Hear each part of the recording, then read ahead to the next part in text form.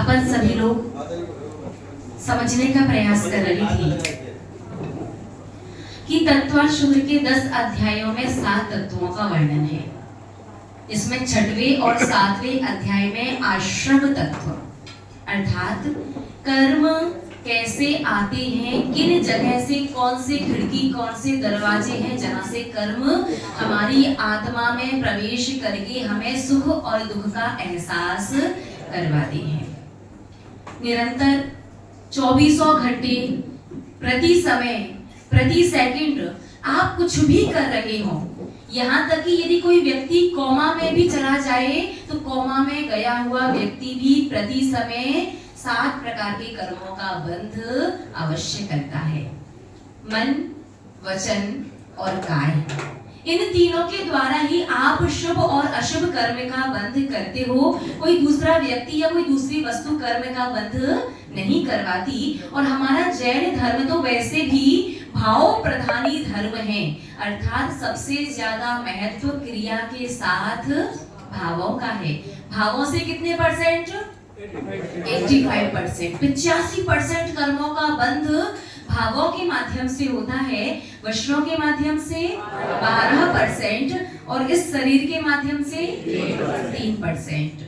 लेकिन यदि सिर्फ भाव, सिर्फ मन और सिर्फ वचन होंगे तो हमेशा जघन्य बंध, सामान्य बंध होगा, चाहे शुभ हो चाहे अशुभ।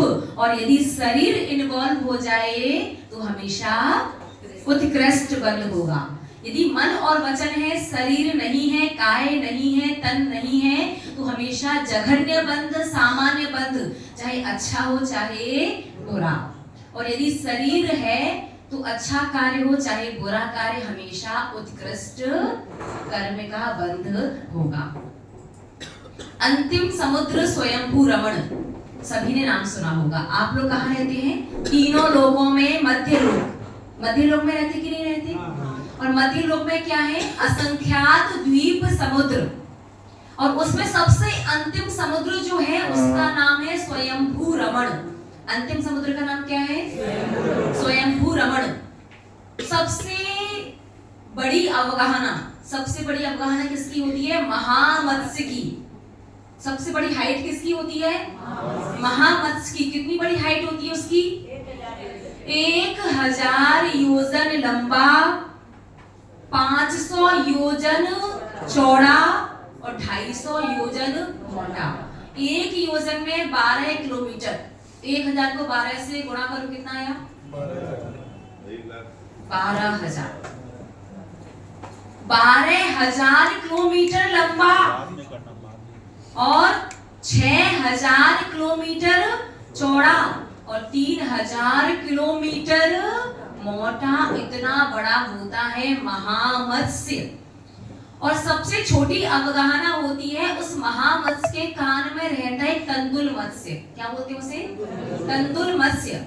चावल के दाने के बराबर का मगरमच्छ उस बड़े वाले मगरमच्छ के कान में रहता है, और वो चावल के दाने के बराबर वाला जो मगरमच्छ है वो क्या खाता है? बड़े वाले मगरमच्छ के कान का मैल खाता है। और बड़ा वाला जो महामत्स्य जो है, बड़ा वाला मगरमच्छ जो है, वो क्या करता है? जब भूख लगी, मुंह खोला, पानी की धार के साथ, पानी की लहर के साथ बहुत सारे जलीय जीव उसके मुंह में गए, पेट भरा, और जब वो सो जाता है तो सोते समय क्या होता है? उसका मुंह खुल जाता है। सोते समय क्या होता है? उसका मुंह खुल जाता है। तो पानी के बहाव के साथ बहुत सारे जलीय जीव जंतु उसके मुंह में जाते हैं, बाहर निकल जाते हैं, मुंह में जाते हैं और बाहर निकल जाते हैं। अब उस बड़े वाले मगरमच्छ के कान में जो तंदुल मत्स्य रहता है, वो पूरे जीवन भर एक भी जलीय जीव जंतु को नहीं खाता। वो क्या खाता है? उसके कान का मैल। लेकिन जब बड़ा वाला मगरमच्छ सो रहा होता है और सोते समय उसका मुंह खुल जाता है और पानी के साथ बहुत सारे जलीय जीव अंदर जाते हैं, जीवित बाहर निकल जाते हैं, तो कान में बैठा बैठा वो तंदुल मत्स्य क्या सोचता है कि अगर मैं इतना बड़ा होता, ये कितना मूर्ख है, इतने सारे जीवों को जिंदा छोड़ दिया, अगर मैं इतना बड़ा होता तो सारे समुद्र के जलीय जीव जंतु को सफा चट कर जाता। एक को भी जिंदा नहीं छोड़ता, पूरे जीवन भर बस यही सोचता रहता है। और दोनों मगरमच्छ मर करके 7वें नरक जाते हैं। दोनों मर करके कहाँ गए? तो इसमें अंतर क्या है? एक जो मुंह से खा रहा है, हिंसा कर रहा है, वो भी 7वें नरक गया, और एक जिसने जीवन में कभी एक भी नहीं खाया, सिर्फ मन में सारे जीव जंतु को खाने की भावना करता रहा, वो भी 7वें नरक गया। दोनों में अंतर क्या है?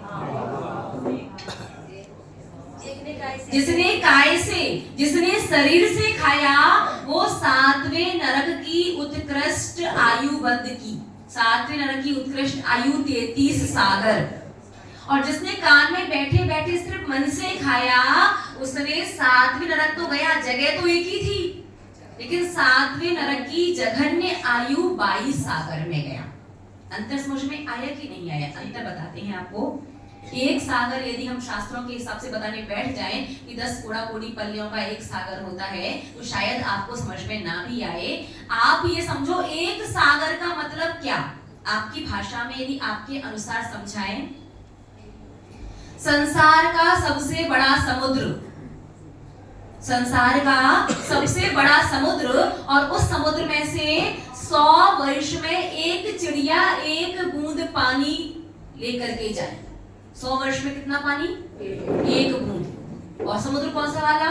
संसार का सबसे बड़ा जो समुद्र है, उतना पानी हो, और 100 वर्ष में एक चिड़िया एक बूंद पानी की लेकर के जाए। जितने वर्षों में वो समुद्र खाली होगा, उससे ज्यादा वर्षों का एक सागर नरकों की आयु है। समझ में आ गई? एक अंजुली में कितने बूंद पानी आता है? एक कटोरी में कितनी बूंद? एक गिलास में, एक पानी की बाल्टी, एक टंकी में कितनी बूंद बनती है पानी की? कल्पना कर पा रहे हैं? एक समुद्र में कितना पानी, और 100 साल में कितना पानी कम करना है? एक बूंद पानी। कितने वर्षों में? 100 वर्षों में। जितने वर्षों में पूरा समुद्र खाली होगा, उससे ज्यादा वर्षों का एक सागर होता है। अब जिसने तन से खाया था, मन भरे उसका हो या ना हो, वचन उसके हो या ना हो, भूख लगी, महामस्त ने मुंह खोला, और बहुत सारे जगह जीव जंतु उसके मुंह में चले जाते थे, और उन्हें खा करके वो अपना पेट भरता था। तो वो महामत्स्य मर करके नियम से 7वें नरक ही जाता है। लेकिन वो कौन सी आयु बांधता है? उत्कृष्ट वाली 33 सागर। और कान में बैठा बैठा जो ये सोच रहा है कि मैं भी इतना बड़ा होता, एक को नहीं छोड़ता, एक को नहीं छोड़ता, एक को नहीं छोड़ता, खाता तो एक भी नहीं है, किसी एक मछली को चाटता तक नहीं है, खाना तो बहुत दूर की बात है। उसकी अवगाहना कितनी सी है? तंदुल चावल के बराबर। कहां से खाएगा? जीवन भर सारे जीव जंतु को खाने की भावना भाने से जाता तो वो भी 7वें नरक है, लेकिन जघन्य आयु 22 सागर की आयु बांधता है। महानुभाव, इसलिए हमेशा ध्यान रखना, मन वचन और तन से निरंतर निरंतर निरंतर आप कर्मों का 24 घंटे प्रति समय प्रति सेकंड कर्मों का बंद कर रहे हो। अब ये आप पर डिपेंड करता है कि आपको पाप कर्म का उत्कृष्ट बंद करना है या पुण्य कर्म का। आपको जघन्य बंद किसका करना है, उत्कृष्ट बंद किसका करना है? आप इतना समझ जाओ, मन से 85% सबसे ज्यादा मन से भावों के द्वारा कर्म का बंद होता है। लेकिन जब तक शरीर इन्वॉल्व नहीं होगा तब तक मन से 85% होगा। लेकिन कौन सा वाला? जघन्य वाला। 100 रुपए के 85% निकालो, 85 रुपए का कर्जा प्रति समय आप पर चढ़ता रहेगा। और वहीं यदि आपने तन को भी इन्वॉल्व कर दिया तो क्या होगा? अब 1 लाख का 85% निकालना पड़ेगा। ये तो बहुत छोटा सा अंतर बताया है, वैसे शास्त्रों के हिसाब से देखा जाए तो बड़ा महान अंतर है। इसीलिए आचार्य भगवंतों ने क्या कहा कि तन मन जाता है तो जाने दे, तू मत जाए शरीर, उतरी रखी कमान तो का करेगो तीर। तीर कब चल सकता है? जब धनुष पर कमान को, डोरी को बांध दिया जाए। यदि धनुष की कमान को चढ़ाया ना जाए, डोरी को बांधा ना जाए, तो तीर को चलाया जा सकता है क्या? नहीं चलाया जा सकता।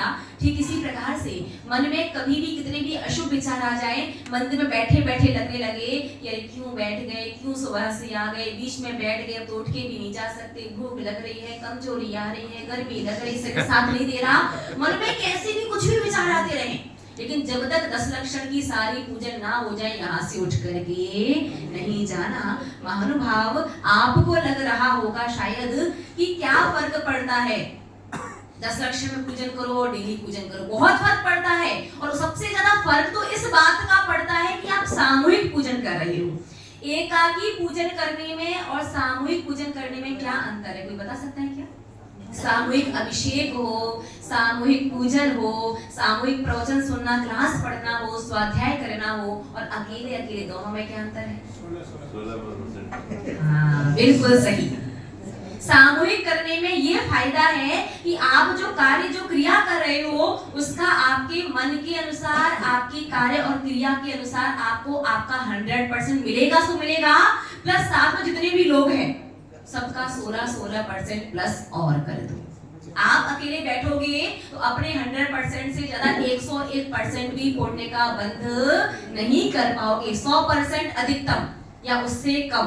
लेकिन जब सामूहिक के साथ बैठ करके, सबके साथ बैठ करके कोई क्रिया करते हैं, देखिए मन है ये तो भाग जाता है, तन है कभी कभी परेशान करता है, वचन है कभी कभी अपशब्द या फिर अव्यवस्थित शब्द मुख से निकल भी जाते हैं, तो हमारे 100% में, हमारे पुण्य में थोड़ी कमी हो भी जाती है कि सबके साथ बैठ करके हम क्रिया करते हैं, तो जो कमी हुई है ना वो कई गुना भर भी जाती है। इसलिए जब कोई साथ ना दे तो अकेले बैठ के धार्मिक कार्य करो, धार्मिक क्रियाएं, धार्मिक अनुष्ठान करो। जब साथ है ना सब, तो साथ में बैठ करके अवश्य भगवान की पूजन, अभिषेक, शास्त्र, स्वाध्याय, जिनवाणी, श्रवण वगैरह करना चाहिए। अंतर समझ में है? सामूहिक में और अकेले में, अकेले में करो तो 101% भी पुण्य का बंद नहीं कर, 100 मतलब 100 मैक्स टू मैक्स अधिकतम, और सबके साथ करने में अपना 100% है सो है, साथ में सबका काउंट करो, 16 कितना सारा हो गया, बहुत सारा। और उसमें जो व्यक्ति यदि संकल्प के साथ बैठे होंगे कि हमें 10 दिन पूजन करनी ही करनी है चाहे कुछ भी हो जाए, सूतक पातक वगैरह अगर कोई परिस्थिति आ गई तो बात अलग है, जो संकल्प के साथ बैठे होंगे उनके 100 को 1000 से मल्टीप्लाई करो तो कितना हुआ? 10 लाख। अब 10 लाख का 16% निकालना, तो जो व्यक्ति संकल्प के साथ बैठा होगा तो 10 लाख का 16% निकालो, इतना सारा पुण्य आपकी सत्ता में आएगा। ये तो बहुत ज्यादा हो जाएगा, है? इसलिए आचार्य भगवतों ने कर्म सिद्धांत बड़े हिसाब से व्यवस्थित करके लिखा है कि हे महानुभाव, अगर एक सेकंड में असंख्यात अशुभ कर्म तेरे पास आकर के बंध रहा है तो अनंत अनंत पुण्य का बंध भी तू कर सकता है। तो 6वें अध्याय में क्या लिखा? काय वाक् मनः कर्म योगा। मन, वचन और काय ये तीनों क्या है? योग है। योग से क्या होता है? सा आश्रवः, कर्म आते हैं। किससे आते हैं? मन से आते हैं, वचन से आते हैं और काय से आते हैं। अब मन वचन काय तो एक ही है, सबके पास मन वचन काय। पुण्य करने के लिए शरीर अलग है और पाप करने के लिए अलग है, ऐसा है क्या? नहीं। तो फिर कैसे पता चलेगा कि अच्छा आ रहा है कर्म, शुभ कर्म आ रहा है या अशुभ कर्म आ रहा है? आचार्य भगवत ने तीसरा सूत्र लिखा, शुभः पुण्यस्य शुभः पापस्य। अर्थात शुभ योग से यदि मन में अच्छे विचार हैं, वचनों से अच्छी वाणी, हित मित प्रिय वाणी बोल रहे हो, शरीर से अच्छे कार्य कर रहे हो, तो शुभ कर्म यानी पुण्य कर्म आएगा। और यदि अशुभ योग है, मन में दुर्भावनाएं चल रही हैं, वचन से कठोर कर्कश क्रूर शब्द बोल रहे हैं और शरीर से भी दुष्ट चेष्टा कर रही हो, तो कैसा कर्म आएगा? पाप कर्म आएगा। मन वचन काय यही है कि हमारे मन वचन काय शुभ होंगे तो शुभ कर्म आएगा और अशुभ होंगे तो अशुभ कर्म आएगा। तो आगे आचार्य भगवंत ने कहा, क्या कर्मों का बंध सभी को होता है? स कषाया कषायो सांप्रदायिकेर्या पथियो, अर्थात कसाई से सहित जीवों के सांप्रदायिक आश्रम और कसाई से रहित के ईर्या पथ। 10वें गुण स्थान तक कषाय कहाँ तक रहती है? 10वें गुण स्थान तक रहती है। अपन सभी को कौन सा आश्रम है कर्मों का? सांप्रदायिक।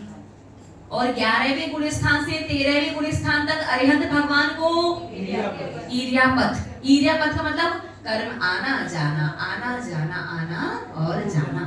कि अरिहंत भगवान के पास योग तो है, मन वचन काय तो है, लेकिन कषाय नहीं होती। इसलिए कर्म आकर के उनके पास बंधते नहीं है, रुकते नहीं है। और आप लोगों के पास योग मतलब मन वचन और काय, तीनों योग भी हैं और कषाय भी हैं। योग से कर्म आते हैं, लेकिन कर्म कब तक बंधेंगे, कब तक रुकेंगे, कितने लंबे समय तक कष्ट देंगे, ये कौन किस पर डिपेंड करता है? कषाय। जितने क्रोध के परिणाम होंगे, जितने मान के, जितने मायाचारी के, जितने लोभ के, जिस प्रकार के परिणाम होंगे क्रोध मान माया लोभ पर, मन वचन काय पर क्या डिपेंड करता है? कर्मों का आना। कि कर्म आ गए, किस तरह के कर्म आ गए? आपके मन वचन काय की जैसी प्रवृत्ति थी उस प्रकार के कर्म। यदि आपने किसी की जिनवाणी छुपा दी, किसी की जिनवाणी बंद कर दी, या कोई पढ़ रहा था तो जानबूझ करके आपकी बहुत बनता है, धर्मात्मा देखते हैं कैसे गर्मी में बैठते हो और पंखा वंखा सब कुछ बंद करके चले गए, तो आपकी हरकत थी, ये क्या किया आपने? हरकत की, शरीर से क्रिया की, इससे क्या हुआ? ज्ञानावरणी वाला कर्म आ गया।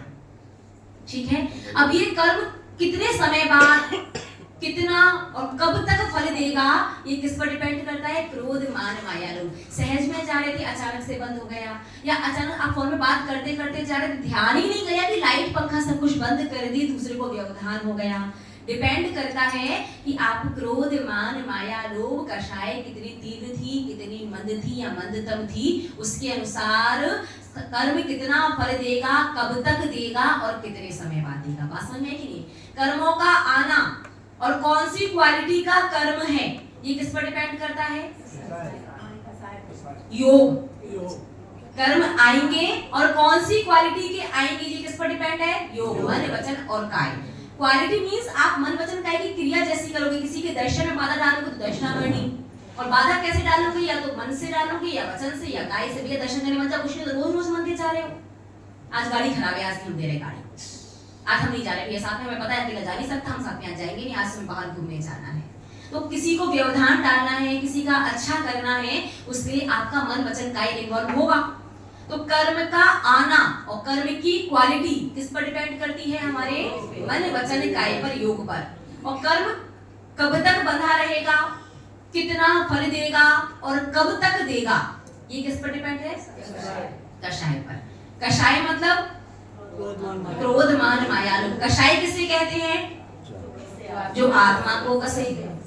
तो जब आप क्रोध करते हैं तो आपको कसा हुआ महसूस होता है क्या? नहीं होता। एक सरल से आसान सी परिभाषा बताओ कषाय की। यद्यपि जो आत्मा को कसे उसे कषाय कहते, बिल्कुल सही। आसान सी परिभाषा जो छोटे बच्चे को भी समझ में आ जाए और बड़े बुजुर्ग भी व्यक्ति समझ जाए। जो हमें अपने से और अपनों से दूर कर दे उसे कषाय कहते हैं। रिपीट, अपने से और अपनों से। हमें अपने आप से दूर, हमारा घर कहाँ है? मोक्ष महल। आत्मा का घर कहाँ है? मोक्ष महल में। जब क्रोध करेंगे, मान करेंगे, मायाचारी करेंगे, लोभ करेंगे तो मोक्ष जाएंगे या दुर्गति में जाएंगे? तो हमें अपने घर से दूर किया कि नहीं किया? हमें अपने आप से दूर किया कि नहीं किया? कर दिया। अपने से और अपनों से। जब तक आपके पुण्य का उदय है, आप कितना भी क्रोध करो, मान करो, मायाचारी करो, लोभ करो, लोग जी हजूरी कर लेते हैं। लेकिन जब पाप का उदय आता है, जब आपके ऊपर संकट आता है, विपत्ति आती है, मुसीबत आती है, तो लोग क्या कहते हैं? हम नहीं जा रहे भाई उसके पास, बहुत बेकार व्यक्ति है। बिल्कुल। मन का कितना लोग थे? मन के बहुत अच्छे हैं, बस बाड़ी के खरे हैं। लोग क्या बोलते हैं? बाड़ी के खरे हैं, मन के तो बहुत अच्छे। तो भैया तुम्हारा मन को क्या अच्छा डालेगा व्यक्ति? किसी का मन दिखाई देता है क्या? दिल के आप कितने भी साफ दिल दिख रहा है क्या? क्या दिखती है? आपकी वाणी दिखाई देती है, वाणी सुनाई देती है। जब आप कर्कश, क्रूर, कठिन, कठोर शब्द बोलते हैं ना, वो सीधे जाकर के कहां? हृदय में चुभ जाती है। उस समय तो व्यक्ति शायद कुछ ना भी करे, लेकिन जब आपके पाप का उदय आएगा ना, अशुभ का उदय आएगा ना, तो जीवन में संकट और तकलीफ आएंगे, तो आपके अपने भी आपसे दूर हो जाएंगे। हम नहीं चाहते। बहुत मानी व्यक्ति है, बाकी अहंकार तो उसकी कहां पर रखा रहता है? अहंकार नाक पर ही क्यों रखा रहता है, कहीं और क्यों नहीं रखता? इसके विषय में शाम को चर्चा करेंगे। आज उत्तम मार्तम धर्म का ही दिन है। तो क्या कहा, जो कषाय सहित जीव हैं 10वें गुण स्थान तक, उनके कौन सा आश्रम है, सांप्रदायिक आश्रम। ऐसा आश्रम जो लंबे समय तक आपको संसार में बांधे रखे। और जो कषाय रहित जीव हैं उनका कौन सा आश्रम है, ईर्ष्यापद। कर्म आए गए आए गए आए गए, उनसे बनते नहीं है। उसके बाद सांप्रदायिक आश्रम के भेद कितने हैं। सांप्रदायिक आश्रम का मतलब क्या, जो कर्मों का आना, कर्म आते हैं हमसे बंधते हैं और हमें संसार में रोक करके रखते हैं।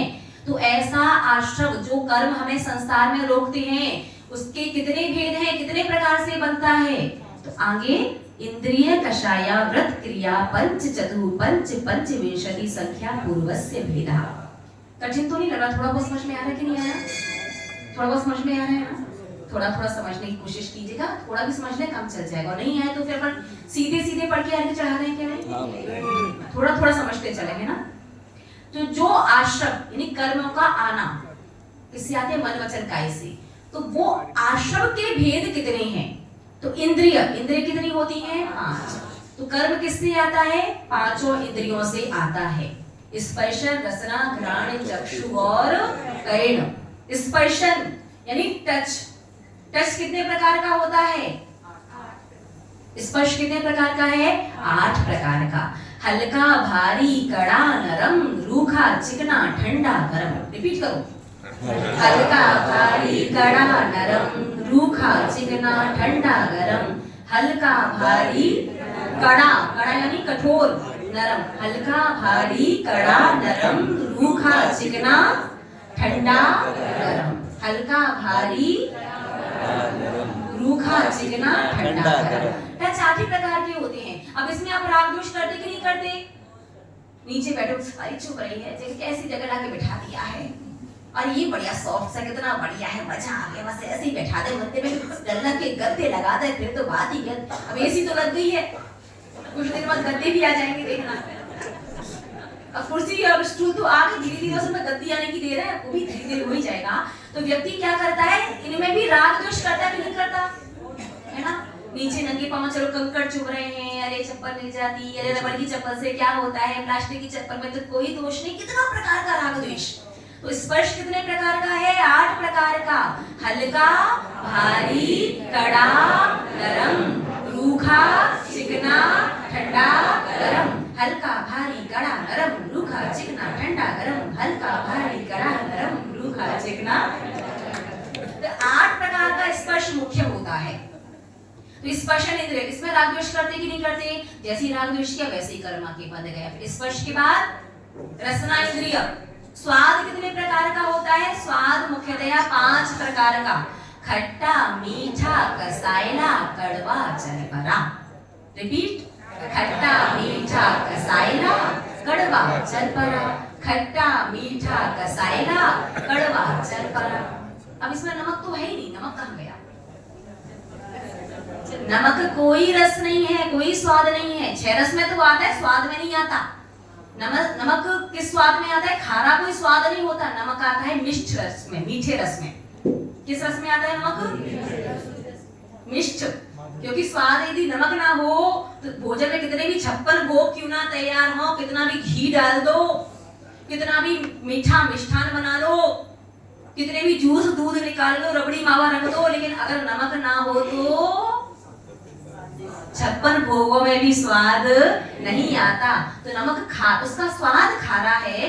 जब 6 रसी की बात चलती है तब नमक को अलग से लिया जाता है। लेकिन जब रसना इंद्रिय के विषय 5 स्वाद का जब विषय चलेगा, 5 रस कौन कौन से होते हैं, तो नमक किसके अंदर जाएगा, मिष्ट रस के अंदर, मीठे रस के अंदर। तो स्वाद 5 ही हैं, खट्टा, मीठा, कसाइला। कसाइला क्या होता है, आंवला, चूना, कड़वा।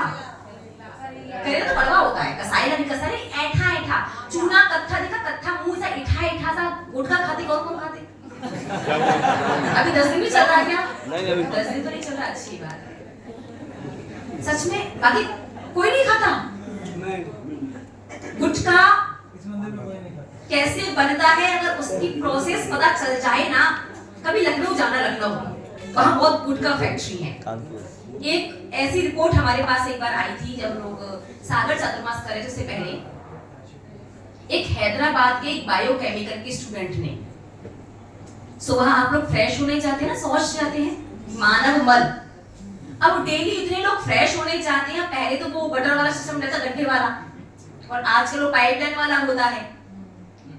तो पाइपलाइन से होकर के वो सारा सीरियस लाइन से होकर के एक जगह इकट्ठा होता है। गवर्नमेंट परेशान कि रोज इतने लोग जाते हैं, कहां तक कितना इकट्ठा करें। तो एक हैदराबाद के बायोकेमिकल के स्टूडेंट का कमाल देखिए, उसने वो मानव मल को इकट्ठा किया और उस मानव मल में वो बड़े बड़े ड्रायर लगा करके उसे सुखा दिया। सब गीला गीला सा वाला हिस्सा पानी सुखाकर गीला वाला हिस्सा किया अलग, और उस गीले वाले हिस्से में केमिकल डाल करके उसमें से जो बदबू थी और उसका जो पीला उसमें केमिकल डाल करके उसके कलर को और उसकी स्मेल को दोनों को खत्म कर दिया। और उसके बाद फिर से ड्रायर वगैरह में सुखा करके उसे बिल्कुल सूखा पाउडर बना दिया। वही सूखा पाउडर फिर लखनऊ वगैरह बड़ी बड़ी फैक्ट्री, गुटखे की फैक्ट्री में पहुंच जाता है, और उसमें थोड़े से चूना वगैरह केमिकल वगैरह डाल करके, थोड़े से कांच के टुकड़े वगैरह डाल करके पाउचों में पैक होकर के वो मानव मल आपके पास पैकेटों में पहुंच जाता। सोचिए कि आप खाते क्या, छिपकली वगैरह वो चीज को मतलब बहुत अलग, बहुत छोटी सामान्य हो गया, तो मानव मल क्या खा रहे हो। और कभी विश्वास ना हो तो घर जाकर करके देख लेना। एक पैकेट को गुटखा का लेना, उसे ऐसे पानी में थोड़ी देर 5-10 मिनट भीगे रहने देना, और जो उसको केमिकल वगैरह वाला जो एसेंस वगैरह डालते हैं, इसकी वो गंध अच्छी हो जाए, वो डालते हैं जो भी, वो निकल जाए, उसके बाद देखना उसे ऐसे लगे कि गंदी स्मेल आएगी, जिंदगी में कभी खा नहीं पाओगी। वो मानना वो मत सोचिए, पैकेटों में पैक होकर के गुटखे के रूप में। और आप लोग कितने, मतलब बहुत से लोग तो ऐसा सुना है हमने कि तो खाए तो फ्रेश होने नहीं जाते। क्या खा रही हो, कुछ तो सोचो। तो बाकी बहुत अच्छे भैया लोग बैठे हैं जो नहीं खाते, नहीं खाना चाहिए, आप लोग विचार कर लीजिए कि क्या खा रहे हैं। तो ये सब जो उसमें हल्के हल्के बारीक से कांच के टुकड़े मिलाए जाते हैं, कांच के टुकड़ों से आपके पूरे होठ वगैरह, अंदर से जो गाल वगैरह, तालु वगैरह कट जाते हैं, और फिर आपको हल्का हल्का केमिकल की वजह से सेंसेशन सा फील होता है, और बड़ा फ्रेश। अभी 10 का तो त्याग चल रहा है।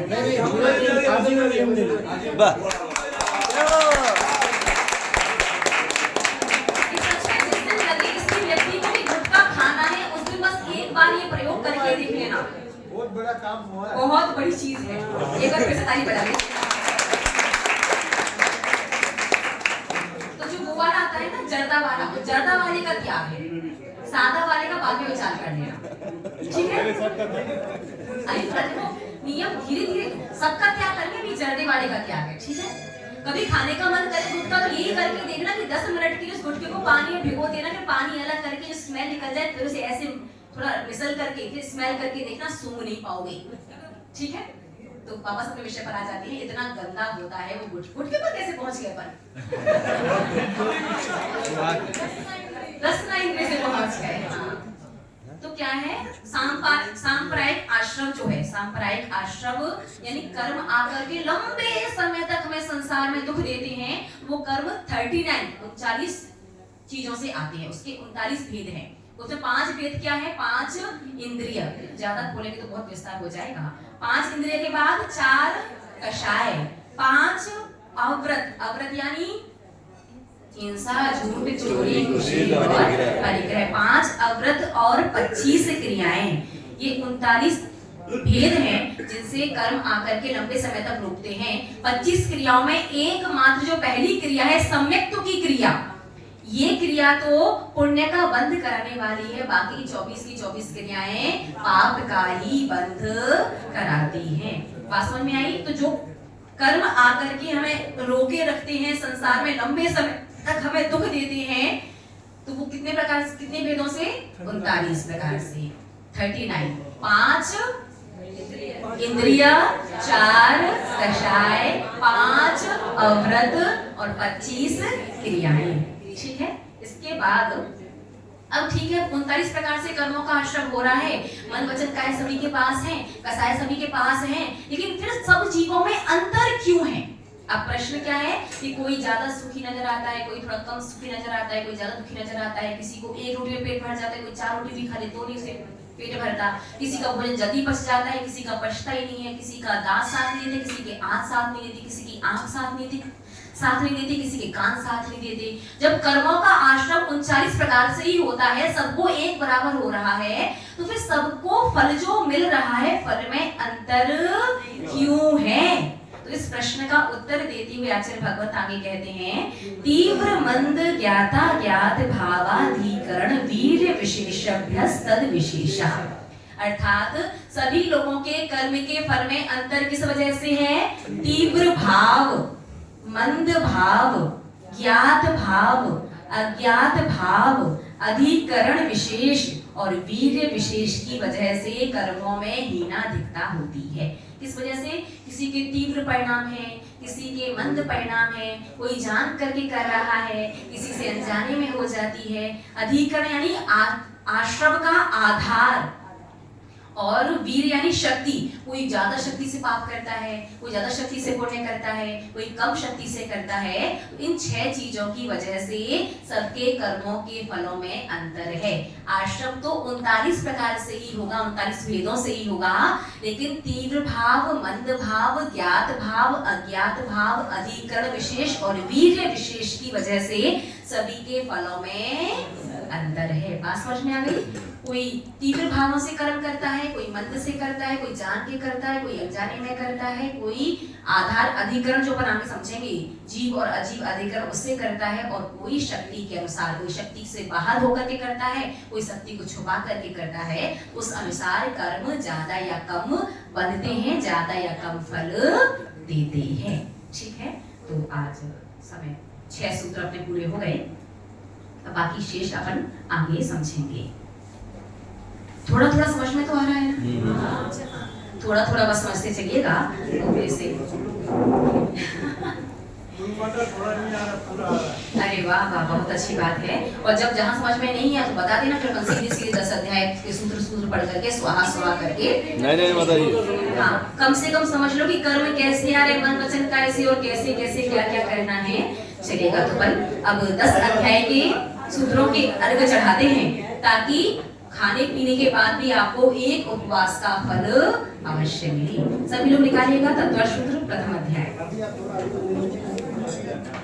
सभी लोग साथ साथ में पढ़ेंगे, पर धीमे धीमे आराम से पढ़ेंगे, ठीक है? सब लोग साथ साथ। सम्यक दर्शन ज्ञान चारित्राणि मोक्ष मार्गः तत्वार्थ श्रद्धानम सम्यक दर्शनम तन्निसर्गादधिगमात्वा जीवाजीवास्त्र बंध संवर निर्जरा मोक्षास्तत्वम् नाम स्थापना द्रव्य भाव तस्तन्यासः प्रमाण नैरधिगमः निर्देश स्वामित्व साधनाधिकरण स्थिति विधानितः सत्संख्या क्षेत्र स्पर्शन कालांतर भावाल्प बहुत्वैश्च मति श्रुतावधि मनः पर्याय केवलानि ज्ञानम् तत्प्रमाणे आद्ये परोक्षम प्रत्यक्ष मन्यत् मति स्मृति संज्ञा चिंता विनिबोध इत्यनर्थान्तरम् तदिन्द्रियाविन्द्रिय निमित्तम् अवग्रहेहा वाय धारणा बहुविध क्षिप्रा निःसृता नुक्त ध्रुवाणां क्षेत्राणाम् अर्थस्य व्यञ्जनस्य वक्रः न चक्षुरनेन्द्रियाभ्याम् श्रुतं मति पूर्वं ध्वनेक 12 भेदम् भव प्रत्यो वधिर्देव नारकाणां क्षयोक्षम निमित्तः षड् विकल्पः शेषाणां ऋजु विपुलमति मनः पर्याय विशुद्ध प्रतिपाताभ्यां तद विशेषः विशुद्धि क्षेत्र स्वामी विषयव्यो वधि मनः पर्ययो मति श्रुतियोर निबंधो द्रव्येषु व सर्व पर्यायेषु रूपेश ववदे तदनंत भागे मनः पर्ययस्य सर्व द्रव्य पर्यायेषु केवलस्य एकादीनि भाज्यानि युगपदे कस्मिन्ना चतुर्भ्यः मति श्रुतावदयो विपर्यश्च सदस्तो रवि शेषाद्य चक्षोपलब्धिरुन्मत्तवत् नैगम संग्रह व्यवहार रज्जु सूत्र शब्द संभिरूढ़ैवं भूतानया उदकी चंदन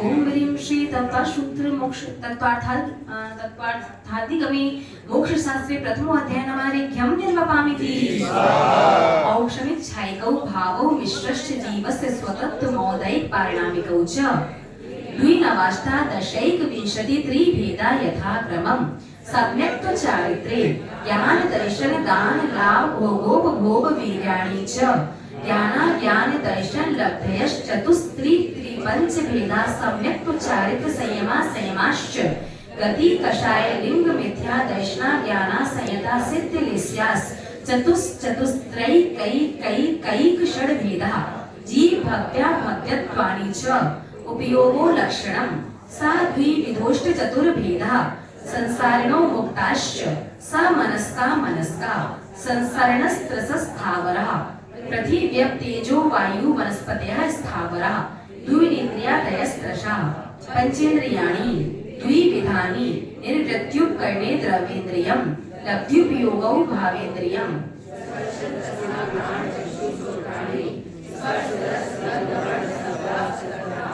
श्रुतमनिन्द्रियस्य वनस्पत्यन्तानामेकम् क्रमे पीपीलिका भ्रमर मनुष्यादीनामेकैक वृद्धानि संज्ञिनः सा मनस्कः विग्रहगतौ कर्मयोगः अनुश्रेणी गति अविग्रहा जीवस्य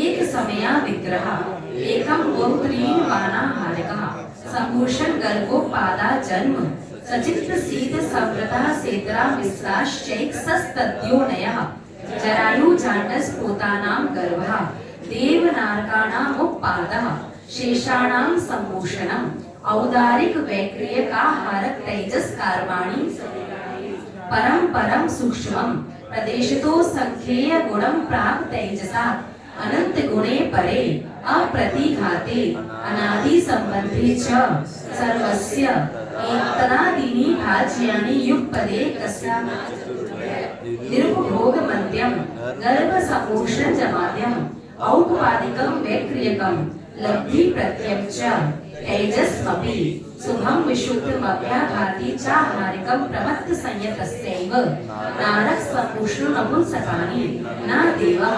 शेषास्त्रिवेदः औपपादिक चर्मोत्तम देहा संख्येय वर्षा विशो नववर्त्यायुषः उदकचन्दनि तण्डुल पुष्पके सरस्वती वसुधूपफलानि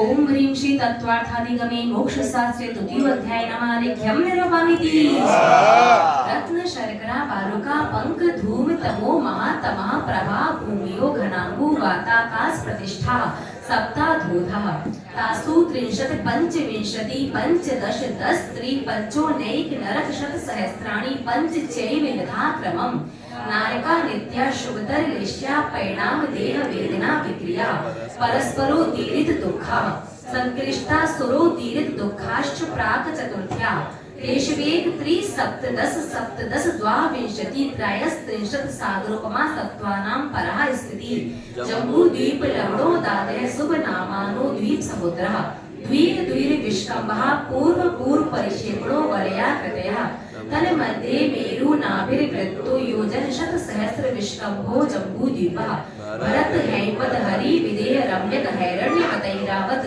वर्षा क्षेत्राणि तद विभाजना पूर्वा परायता हेमवन महाहेमवन निषद नील रुक्मी शिखरणो वैशधर पर्वतः हेमार्जुन तपनीय वैडूर्य रजत हेममया मणि विचित्र पार्श्वा उपरि मूल्ये चतुल्य विस्तारः पद्म महापर्वत इंच केसरी महापुंडरीक पुंडरीका हृदास तेषामुपरि प्रथमो योजन सहस्रायामस्तदर्था विष्कम्भो हृदः दश योजनावगाः तन्मध्ये योजनं पुष्करम् तद्द्विगुणा हृदः पुष्कराणि च तन्यवासिन्यो देव्या श्री ह्री धृति कीर्ति बुद्धि लक्ष्म्य पल्योपमस्थितया ससामानिक परिषत्का गंगा सिंधु रोही द्रोही दास्या हरित धरी कांता सीता सीतोदा नारी नर कांता स्वर्ण रूपे कुला रक्ता रक्तोदा सरितस्तन्मध्यगा द्वयो पूर्वा पूर्वगा शेषास्तो परगः चतुर्दश नदी सहस्र परिवर्ता गंगा सिद्ध्वादयो नद्यः भरतः षड्विंशति पंच योजन शत विस्तारा षट् चैकोन विंशति भागा योजनस्य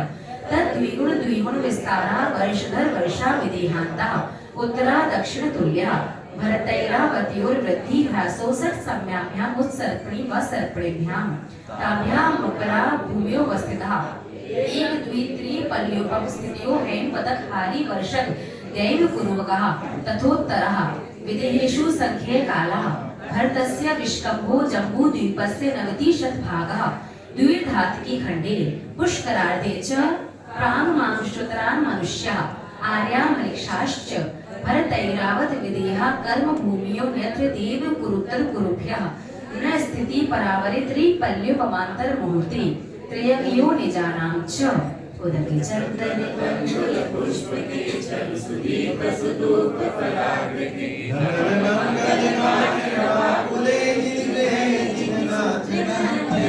इसी तत्वार्थाधिगमे मोक्षशास्त्रे तृतीय अध्याय नमः निरूपामिति देवाश्चतुर्निकायः आदित्यस्त्रिषु पीतान्तिलेश्यः दशाष्ट पंच द्वादश विकल्पः कल्पोपपन्नपर्यन्तः इंद्र सामानिक त्रयस्त्रिंश पारिषदात्म रक्ष्य लोकपालानीक प्रकीर्ण काव्योग निर्विकाश्यैकशः त्रयस्त्रिंश लोकपाल वर्जया व्यंतर ज्योतिष्का पूर्वयोर द्विन्द्रः काय प्रविचारा आ ऐशानात् शेषा स्पर्श रूप शब्द मनः प्रविचारा परे प्रविचारा भवनवासिनो सुरनाम विद्युत सुपर्णाग्नि वातस्तनित दधि द्युतिक कुमारः व्यंतरा किन्नर किंपुरुष महोरक गंधर्व यक्ष राक्षस भूत पिशाचः ज्योतिष्का सूर्य चंद्रमसो ग्रह नक्षत्र प्रकीर्ण तारकाश्च मेरु प्रदक्षिणा नित्य गतिर्नृ लोके तत्त्वतः काल विभागः बहिरावस्थितः वैमानिकः कल्पोपन्ना कल्पातीताश्च उपर्युपरि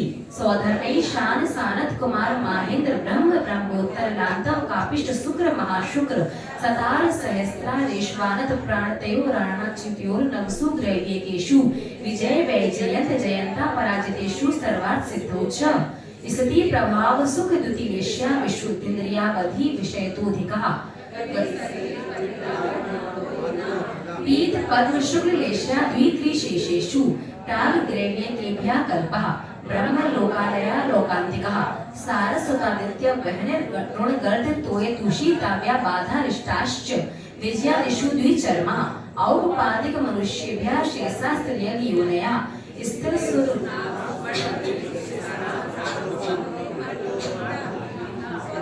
सौधर्मी शानियो सागरूपमिधिकी सानत कुमार महेंद्रयो सप्त त्रिसप्त नवैका दश त्रयोदश पंचदश प्रदिकानि तु आर्णाचिर्या दुर्धमैकैकेन नवसु ग्रव्यकेषु द्विजयादिषु सर्वार्थ सिद्धौ च अपरा पल्योपम मदिकं परतः परतः पूर्वा पूर्वानन्तरः नारकाणां च द्वितीयादिषु 10 वर्ष सहस्राणि प्रथमायां भग्नेषु च व्यन्त्राणां च परा पल्योपम मदिकं ज्योतिष्काणां च 10 भागो परा लोकांतिकानां अष्टौ शादरूपमाणि सर्वेषाम् उदके चंदन कंदुल पुष्पके चल सुदीप सुदूप फलाग्रके धवल मंगल गान रवाकुले जिन कहे जिन शूद्र महन्य जे दूसरे के हाथ में हाथ मत लगाओ अपना अपना अर्घ चढ़ाओ तभी तो फिर एक उपवास वाला फल मिलेगा है ना।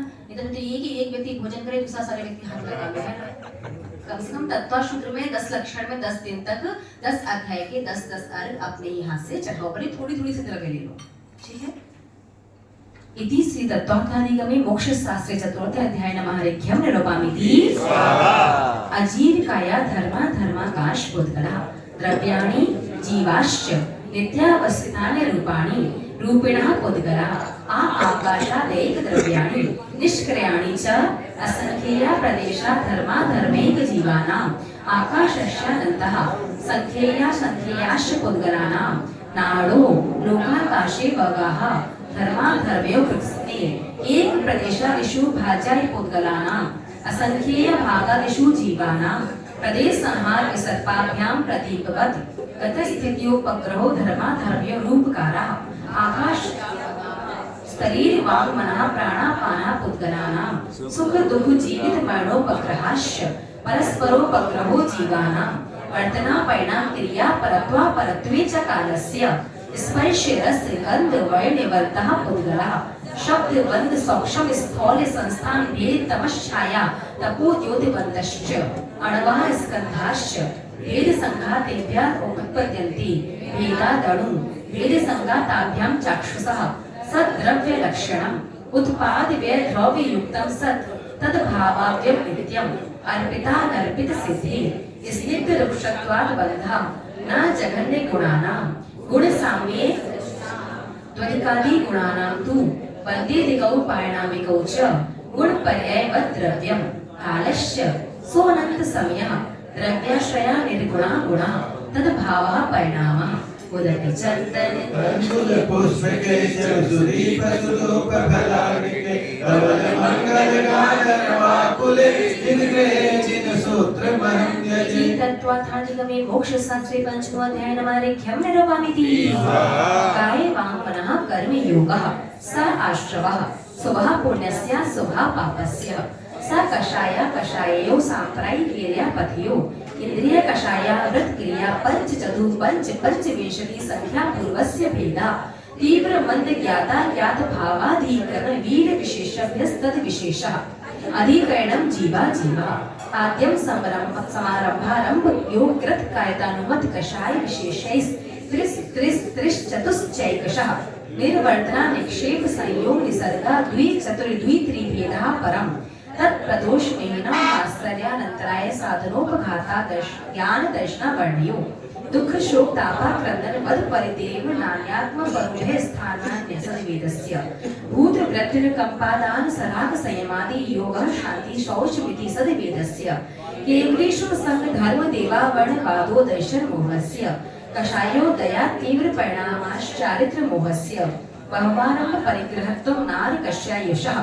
माया तैर्यक योनस्य अल्पारंभ परिग्रहत्वं मानुषस्य स्वभाव मार्दवं च निश्शीलः ततत्वं च सर्वेषां सराग संयम संयमा संयमा काम निर्जा बाल तपांसी दैवस्य सम्यक्त्वं च योग वक्रता विषम वादनं च शुभस्य नामना तद विपरीतं शुभस्य दर्शन विश्रुतिर विनय संपन्नता शील हृदेश वनिति चारो मीक्ष ज्ञानपयोग संवेगौ शक्ति तस् त्याग तपसी साधु समाधि वैयाव्रत्य करण मरहदाचार्य बहुशुभ प्रवचन भक्ति आवश्यक परिहारिणी मार्ग प्रभावना प्रवचन वसनत्वमिति तीर्थ करत्वस्य परात्म निंदा प्रशंसे सदस्तु गुणोच्छाद नोद भावने च निचैर गोत्रस्य तद विपर्यो निचैर वृत्युन सेको चोत्तरस्य विघ्न करण मंत्रायस्य उदति चंदन पंचुल पुष्प केशर सुदीप सुधूप फलार्णिके धवल मंगल गाधर्वा कुले जिनके जिन सूत्र महन्यजे श्री श्री तत्त्वार्थाधिगमे मोक्ष शास्त्र षष्ठमो अध्याय नमारेख्यं निरूपयामि इंसानतस्तेया ब्रह्म परिग्रहेभ्यो विरतिर् व्रतम् ततस्थैर्यार्थं भावना पंच पंच वांग मनो गुप्तिर्या दान निक्षेपण समित्या लोकित पान भोजनानि पंच क्रोध लोभ भीरुत्व हास्य प्रत्याख्यानं वीची भाषणं च पंच शून्यागार विमोचिता वाश परो परो धागणं भेक्ष शुद्धि सधर्मा विसंवादः पंच स्त्री राग कथा श्रवण तन मनोहरा निरीक्षण पूर्व व्रता विस्मरण विशेष रस्व शरीर संस्कार त्यागः पंच मनोज्ञा मनोकेंद्रीय विषय राग द्वेष वर्जनानि पंच हिंसा दिश विहामुत्रा पाया अवद्य दर्शनम दुःखमेव वा मैत्री प्रमुद कारुण्य माध्यस्थ्यानि च सत्व गुणाधिक कृष्यमाना विनेषु जगत काय स्वभावो वा संवेग वैराग्यार्थम प्रमत्त योगात् प्राण व्यपरोपणम हिंसा असत अभिधान मनितम अदत्ता दानम स्त्रियम मैथुनम अब्रहम मूषः परिग्रह निशल्यो व्रति अगारे नगारस्य अणुव्रतो गारी दिग्देशानर्थ दंड विरति सामायिक प्रोषधोपवासोप भोग परिभोग परिमाणाति सब अतिथि संव्यापका व्रत संपन्नश्च मानांतिकं सल्लेखनं जोषिता संकाकांक्षा विचिकित्साने दृष्टि प्रशंसा संस्तवा सम्यक दृष्टे रतिचारा प्रशीलेषु पंच पंच यथा क्रमं बंध वदत छेदाति भारारोपणान पान निरोधा मिथ्योपदेश रहो व्याख्यान कूट लेख क्रिया न्यासापहार साकार मंत्र भेदा स्तेन प्रयोग तदा हटादान विरुद्ध राज्यातिक्रम हीनाधिक मानून मान प्रतिरूपक व्यवहारा पर विवाह करने त्वरिका परिग्रहिता प्रग्रहिता गमनानक क्रिया काम तीव्रा विनिवेशा क्षेत्र वास्तु हिरण्य स्वर्ण ऊर्ध्वाधस्तर्यग व्यतिक्रम क्षेत्र वृद्धि प्रत्यंत राधानानि आनयन प्रेष प्रयोग सप्त रूपानुपात पुद्गल शेपा कंदर्प कौतुकुच्य मौखार्या समीक्षाधिकरणोपभोग परिभोगा नर्तक ज्ञानी योग दुष्प्रधाना नादर्श मृत्युनि परस्थानानि अप्रत्यवेक्षिता प्रमार्जितोत्सर्गा दान संस्तरोक्रमणा नादर्श नृत्यनुपस्थानानि सचित्त संबंध सम्मिश्राभिषक्तुपक्वाहारा सचित्त विक्षेपा विधान परिव्यपदेश मात्सर्य कालातिक्रमा जीवित वर्णा शंसा मित्रानुराग सुखानुबंध निदानानि अनुग्रहार्थं स्वस्याति सर्वोदानं विधि द्रव्य दात्र पात्र विशेषा सद विशेषा उदक चंदन कंदुल पुष्प केसर सुदीप सुदूप विलाप के धवल मंगल गान रवाकुले जिनके जिन सूत्र में ओम ह्रीं श्री तत्वार्थाधिगमे मोक्ष शास्त्रे सप्तम अध्याय नमः ऋग्यं निरूपयामि मिथ्या दर्शन विरति प्रमाद कषाय योगा बंध हेतवः स कषायत्वात् जीवा कर्मणो योग्यान पुद्गणना दत्ते सा बंधा प्रकृति स्थित्युनुभव प्रदेशास्तद विधेय आद्यो ज्ञान दर्शना वर्ण वेदनीय मोहनीय यायुर नाम गोत्रांतराया पंच नव द्वयस्ताविंशति चतुर्द्वि चत्वारिंशत् द्वि पंचवेद यथाक्रमम् मति श्रुतावधि मनः परय केवलानां चक्षुरवधि केवलानां निद्रा निद्रा निद्रा प्रश्ला प्रश्ला प्रश्न स्थान कृत्यश्च सद सदिवेति दर्शन चारित्र मोहनीय कषाय वेदिनियाख्यास्ति द्वि नव षोडश वेदा सम्यक्तो मिथ्यात्व तदुभयान्य कषाय भास्य रत्य शोक भय जुगुप्सा स्त्री पुण्य नपुंसक वेदा अनंतानुबंध्य प्रत्याख्यान संचरण विकल्पाशयकशा क्रोध मान माया लोभा नारक तेरयक योना मानुष देवानी गति जाति शरीरांगोपांग निर्माण बंधन संघात संस्थान सहनन स्पर्श रस गंध वर्णन पूर्व्या लघु घात परघाता तपो द्योतोच्छ्वास विहायो गतिः प्रत्येक शरीर रस सुभग सूक्ष्म पर्याप्ति स्थलादेय यशः कीर्ति सेत्राणि तीर्थ करत्वं च उच्चैर्नि चैश्च दान लाभ भोगोपभोग वीर्याणाम् आदि तस्तिष्ठां मन्त्रायस्य च त्रिंशत् शाग्रवं कोट्या परास्थिति सप्ततिर्मोहनीयस्य विंशते नाम गोत्रयो त्रयस्त्रिंशत् सागरोपमाणयाश्च नाम गोत्रयोरष्टौ शेषाणामन्तर्मुहूर्तः विपाकोऽनुभवः सा यथा नाम तश्च निर्जरः नाम प्रत्ययः सर्वतो योग विशेषात् सूक्ष्मैक क्षेत्रावगाः स्थितः सर्वान् प्रदेशेषु वानन्तानन्त प्रदेशः सद्वेद शुभायुर नाम गोत्राणि पुण्यम् अतोन्यत् पापम् उदपि चन्दनित कंदुल पुष्प केसर सुदीप सुदूप विलाप के धवल मंगल गान रवाकुले जिनके जिन सूत्र में ओम ह्रीं श्री इति तत्वार्थाधिगमे मोक्षशास्त्रे अष्टमोऽध्याय नमः ऋग्यं निरूपयामि अष्टम निरोधः संवरः सर्वोक्ति समिति धर्मानुप्रेक्षा परिचय जय चारित्रै तपसा निर्जरा च सम्यक योग निग्रहो बुद्धि ईर्ष्या भाषेष्णा दान विक्षेपोत्सर्गा समित्या उत्तम क्षमा मार्ग वार्जव शौच सत्य संयम तपस त्याग किंचन्य ब्रह्मचर्याणि धर्मः अनित्याश्रण संसारैकत्वा नियत्वा सुचाश्र संवर निर्जरा लोक बोधि दुर्लभ धर्म स्वाख्या तत्वानुविचिन्तन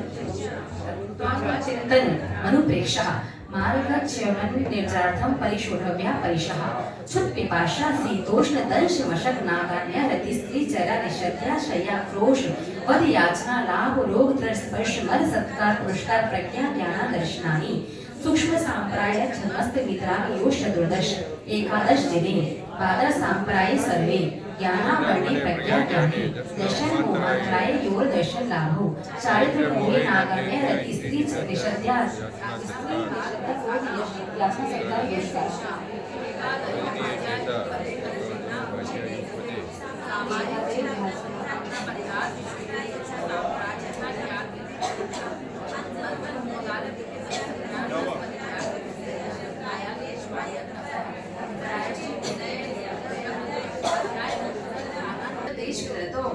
आज्ञा पाए विभाग संस्थान विजयाय धर्म्यम शुक्ले चादे पूर्व विदय परे केवलेन पृथक्तुल विकतर्व वितर्क सूक्ष्म क्रिया प्रतिपाति व्युपरत क्रिया निर्वर्तिनी त्रयेक योग काल योगा योगानाम एकादश सवितच विचारे पूर्वे अविचारम द्वितीयम वितर्कः श्रुतम विचारोक्त व्यंजन योग संक्रांति सम्यक दृष्टि श्रावक वृत्तानंत वियोजक दैश्य मोह छपोपशम कोप शांत मोह छपक क्षीण मोह जिन्ह क्रमशो संक्रिय गुण निर्जरा गुणार्क पकुश कुशील निर्ग्रंथ स्नातका निर्ग्रंथा संयम शुद्ध प्रतिसेवना तीर्थ लिंग रेश्यो पाद स्थान विकल्पतः साध्या उदक चंदन तंदुल पुष्प केसर सुदीप सुधूप फलार्घ के धवल मंगल गान रवाकुले जिनग्रहे जिन ओम ह्रीं श्री इति तत्त्वार्थादिगते मोक्षशास्त्रे नमो अध्याय नमः हरिज्ञं निरूपामिति ओम छयाच ज्ञान दर्शन वर्णांतरायात छयाच केवलम बंध हेतु भाव निर्जराभ्याम कृष्ण कर्म विप्र मोक्षो मोक्षः औपशमेकादि भक्त्यत्वानां च अन्यत्र केवल सम्यक् ज्ञान दर्शन सिद्ध्यत्युभ्या तदनंतर मूढ़ं गच्छत्यालोकान्तात् पूर्व प्रयोगात् असंगत्वात् बंधक्षेदात् तथा गति परिणामाच्च आवित्त कुलाल चक्रवत व्यपगत लेपालाम्बु गदिरण्य बीज वदग्नि शिखावच्च धर्मास्तिकाया भावात् क्षेत्र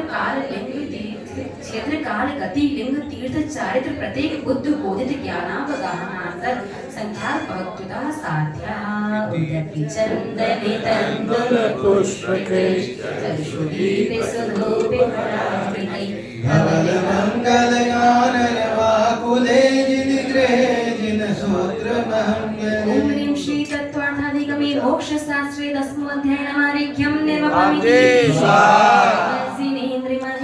जगत्त्रयीशं स्याद्वा